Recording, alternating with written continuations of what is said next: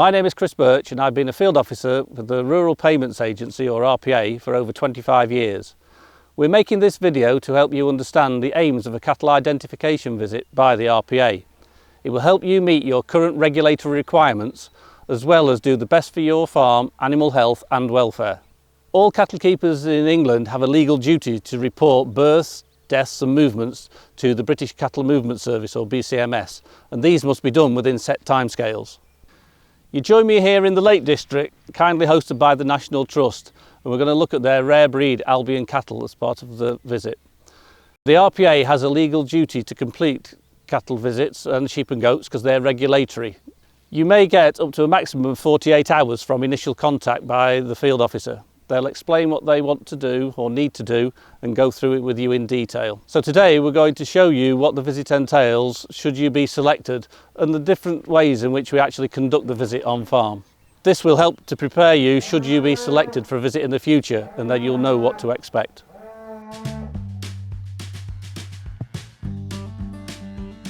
A cattle identification visit is selected centrally by holding number. Field officers don't select them themselves. When the field officer contacts you, they will explain what the visit entails. They'll ask about the holding and where the cattle are. Hello, I'm Chris Birch from the Rural Payments Agency. Nice to meet you. I've spoken on the phone, I've come to do your cattle check. Very good, thanks. They will work with you with as little intrusion as possible to get the checks done, but the checks must be done. Right, Amy, so we'll start to look at the records. I notice you've got the herd register that DEFRA sent out to people, which is an absolute brilliant book as regards field officers need that information because the life history of an animal is on one line. Yeah. It's simple. People now use other sort of things. Breed societies use their own software packages or just a little spreadsheet. Some people write it in a diary, but I notice you've got that. Yep. Do you use two systems? Yeah, we've got a software as well that we use online, so that's what we've started to transition over to using now instead. Right, oh good, so we'll have a look at both when we do the actual checks. Yep. The one thing a field officer won't do is go through a computer or through your phone. We'd like you to sort of sit with us a bit longer and go through it, okay. But sometimes a field officer will just simply be left with the books and the passports and all the records and go through it themselves, which may take several hours if there's lots and lots of animals on farm. Yeah. And I'm sure you've got more important things to be doing than sitting here for half a day going through records. As well as checking the records and all that information in your book, we also need to check that you've got a passport for each of the animals. Okay. Or if a passport has been denied, a notice of registration, which is a CPP 35. Okay, yeah. So what we need to do is to check they've got these passports. You've applied the barcode label correctly and signed it to say yes, you've received it, and check the information is correct. Yeah. So basically the printout I've got is the same information that's on the top of the passport, and we need to check that that matches that matches that. Yeah. Okay, simple. Field officers are given a list of what BCMS think you've got on the holding. Okay, yeah. And that is what we call Animal List 1. I've printed this Animal List 1 out in movement on date order. So that'll be some movement on ones and some births. So we go through them. The first one I've got on here, moved on the 16th of the 4th, 2021. She's number 100397. So I found her here in the records. It's the same herd number. Born 14th of the 5th, 15. Blue Albion female. You've got its mum's ear number, but you didn't need to. You've got the on date of the 16th of the 4th, which I've got, and where it came from. So I can tick all that information as being correct. Have you got a passport for that one? 397. Yeah. Brilliant. And have you got it coming on the 16th of the 4th, its final move? Yeah. Yeah, 16th of the 4th. You've applied the sticker, signed it and dated it. Wonderful. So I put PP there as passport. Tremendous. We've performed the record checks for you, which is great. If you had a lot more animals, we'd have to do the same for each and every one. So if you've got 20 animals, we check each and every item. If you've got 200, we'd perform exactly the same checks. If you've got 2,000, we still perform the same checks. But now we'll move on to Animal List 2. So again, these are animals that have been on the holding but have recently died or moved off. These are actually pre-selected for me. We only do a percentage of these. We do the first 10% of it, and they've only asking me to check 3 to begin with. If we find an issue, then they've pre-selected the second 10%, which we move on to, but I'm sure they'll be all right. So the first one I've got on here is one of your own, 401. Yeah, that one here. 20th, 16th of the 4th, so she'll be at the front of this lot, won't she? Because this is the 16th of the 4th. 401, born 20th of the 5th, 15, Blue Albion female, came on 16th of the 4th, 2021. You've got where she came from. You've got her mum's ear number correctly there. And then on here, 23rd of the 4th, that was moved off and died. Yeah. Okay, got all that and where she went to. Yes. Brilliant. So I can tick all those. So that's it for list 2. We just did the first 10%. Everything was fine with your records. If there was an issue, we would then do a second 10%. And then if we found an issue there with the records, we would do every animal on list 2. Okay. The other thing we do as part of the records check is to make sure you've got no spare passports.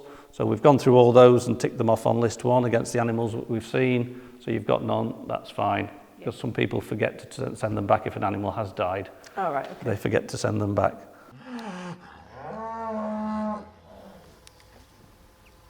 RPA takes biosecurity very seriously. When a field officer arrives on farm, they'll come with clean protective kit, which is suitable for disinfectant, which is approved. We don't want to bring any disease onto farm, and we don't want to take any off farm.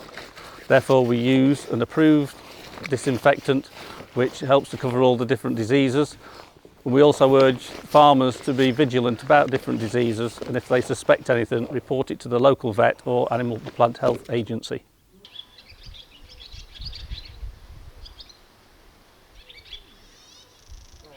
The second part of the check is I have to read the ear tag of every animal that you've got on the farm. Yeah.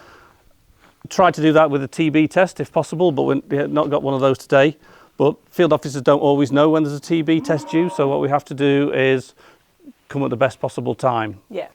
So, Amy, what the field officer will do is assess the farm buildings, the setup, the handling facilities, so that we're reading cattle ear tags in the safest possible environment. Right. We want safety for you, me, and above all, the cattle. Yeah. So a setup like this is absolutely brilliant, but just because you've got this, we don't need to put every animal through it. No. If there's an issue and the farm hadn't got something as good as this, then we would probably ask them to get hold of a crush from somewhere or do something else and give them 48 hours to actually get set up, and we come back at a later date. But where possible, we'll read the ear tags in the field or in pens or something like that. And I see you've got one over here, so we'll have a look at that, where it is. That's fine. So this one is ear number 50. Yeah. Blue Albion female, born in 2020. Yeah. So she's 5 years old. I'm looking at the attributes of this cow, and she's a mature cow. She's got 2 tags in. She meets the description. I can tick her off on my list as seen. Amy, we've got Anne's come along to help me because we've got some cows with baby calves in this field. When were the calves born? The oldest is 6 days old. 6 days old.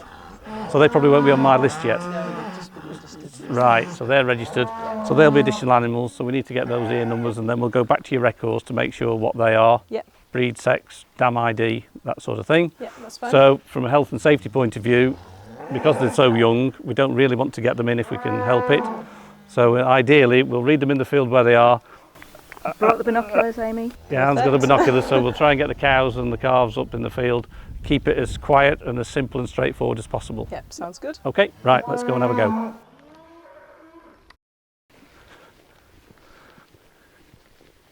So there's 7 cows in here, is that right? 1, 2, 3, 4, 5, 6, yes, and 7 calves.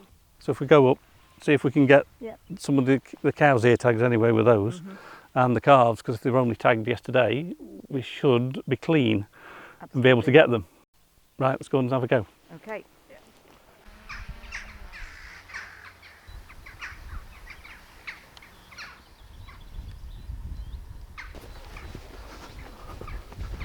I thought it always rained in the Lake District. We've come on the hottest day of the year to do this.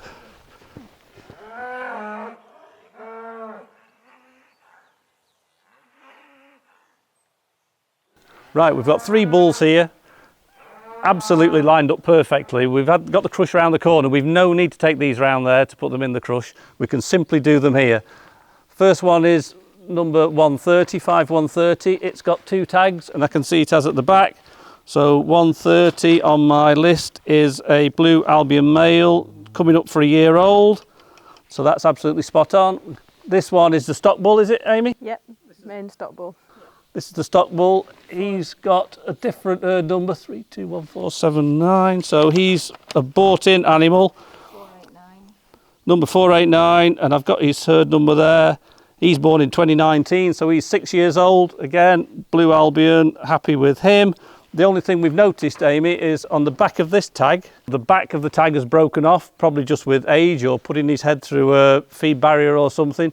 So what you've got, Amy, is 28 days from today. Okay. To replace those. At the moment, he's perfectly legal. Yeah. Everything's fine. When we've finished, I will give you what we call a CPP 50, which lists any ear tags that you need to order. Right. And then BCMS can check that those have actually been ordered, and you can replace them as and when in the next 28 days. Okay. Thank you. You will need to present all your animals registered to that holding number to be checked. A livestock holding is centred around the main site, the main buildings where cattle are housed and handled, and any land that's registered to that holding within a 10-mile radius. If you have any animals on land over 10 miles away, whether you own the land or not, you must report and record those animals as moving off your holding. Those will not form part of the checks and do not need to be seen. If you have animals on land within 10 miles and that land is part of a different holding number, those animals must be reported and recorded as moving off and will not form part of the check. If you have this scenario, you could contact the Animal and Plant Health Agency and get a Temporary Land Association, or TLA. That simply makes your farm bigger for that period of time, and those animals would then need to be checked as part of the visit.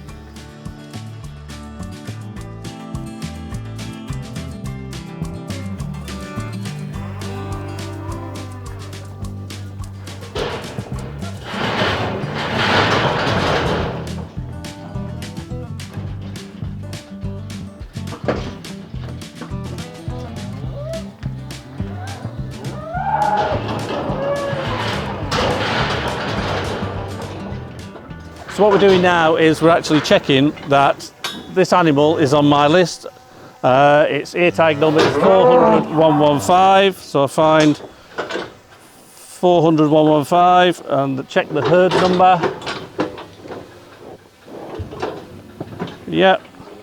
And I've checked that the left ear is the same as the right ear, because we have to check that 10% of animals, the left ear is the same as the right ear.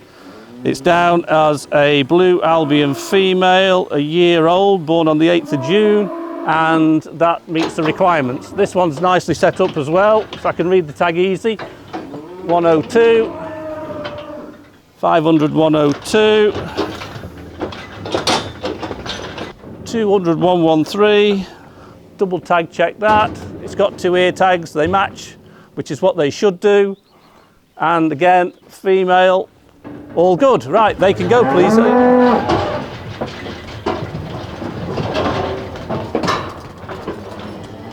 So again, as these animals have left the crush, I've just made sure that they are all female, which is what they're supposed to be. So I've just observed them going out as an extra check. We'll just do these 3 to the left actually in the pen, because we don't have to put them all down and race. We don't have to put them all through a crush. So we'll actually do these 3 in the pen, and then they can go back to the mates. We'll do this one first, 300-107, 300-107, that's got 2 tags, they both match. And again, blue Albion female, year old, fine. And then that's nicely in the sun, 700-118. And again, I can see the herd number through the hair on the ear, so I can confirm it is the right animal. It's got 2 tags, blue Albion female, again a year old. Wonderful, that's that lot done, Amy, thank you.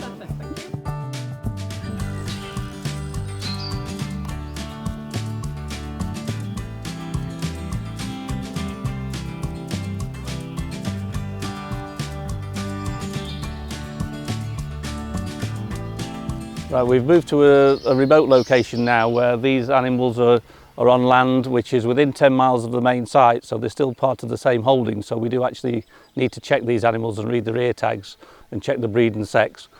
So what we're going to do is, Amy and her dad have brought them down into these pens. We don't need a cattle crush for these because we look like they're all correctly tagged. So what we're going to do is just do them in small groups in these individual pens, let them out, and then it's quite a simple and straightforward operation. We don't need a lot of kit to do this part of the check. 131. Yep. Double tag. Male. The white one, yep. And then the black and white one is... It's a male anyway. Yep. Female, this one here. This black one here is too, yep. Yeah, this Yep. one here. Double tag. Yeah. And there's a female. Lovely.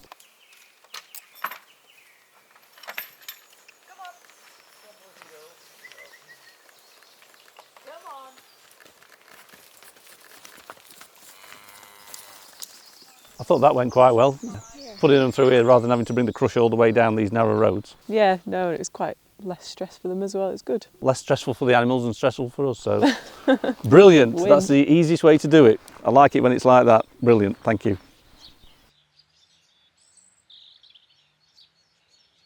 Okay, Amy, we've now got some additional animals which aren't on my list. So these are newborn calves which haven't actually been reported or registered when I downloaded this pack. Have you actually registered them now? Yes, Or, yeah, they've been registered. sent off. Yeah, they've been sent off, so that's great. So I've seen the animals, so I'll make a note of these and put them on as additional animals. So the first one is 700-160, the Blue Albion. And that one is a Effa, female. Yeah, female. Date of birth, 5th of the 5th, 25. And its mum's ear number is this one. Yeah. 647. The passport is being applied for. It's been applied for, yeah. And you've got it on your... Yeah, and it shows the same dam and sire there as well. Oh right, you've got the sire on as well. Brilliant. Yeah. Okay, that's that one. Right, Amy, we've been through your records. Everything is really, really good. Thank you very much. Congratulations. We did notice up in the yard that Barry, the stock bull, he'd broken both tags, one on each. So this is what we call the CPP 50. This is for animals that have either lost a tag or broken a tag, or it's faded and can't be read, or for whatever reason, basically it needs a replacement tag. Okay. So we've written his ear number on there. I've ticked he needs a primary tag. I've ticked he needs a secondary tag. I've put down that they're broken. You haven't got any replacements on farm, have you? No. So I've signed it. You just sign it there again, please. Yep, that's it. And so that's your receipt. You've got 28 days from today. BCMS will check that you've ordered them. So make sure that you do and insert them within 28 days. Yeah, no, Okay. will do. Thank you. So that's your copy, and then you've got the ear number, you know which one to do. Yeah. Okay, thank you. Great. Cheers. Is there anything that you would like me to explain or go over again? Not that I can think of. No, it all went very smoothly and it all makes sense. Yeah. Good. Thanks. What I will do, if I'd have given you any extra advice and guidance, I would have followed that up with an email to you. Okay. And if there was a link that I thought was of benefit, I would have included that in the email as well. Right, that's fine. Yeah. Okay. Cool. Thank you. Thank you. The cattle identification visit is very simple and straightforward. It's a check to make sure that the cattle you have on your holding matches what you've reported to BCMS. Our field officers are here to support you throughout the visit. If you think after watching this video that things are not quite right on your holding, please contact us for further guidance or contact farming charities, the National Farmers Union or your local livestock auctioneers. I'd just like to say a big thank you to our host, the National Trust, and also Amy and Simon Wood for their cooperation in making this video. Without their help, we wouldn't be able to do it and share this information with you. I'd also like to thank Anne for coming along and helping me, because sometimes two of us do go on farm and it makes the whole process a lot simpler. For more information, check the links in the description below.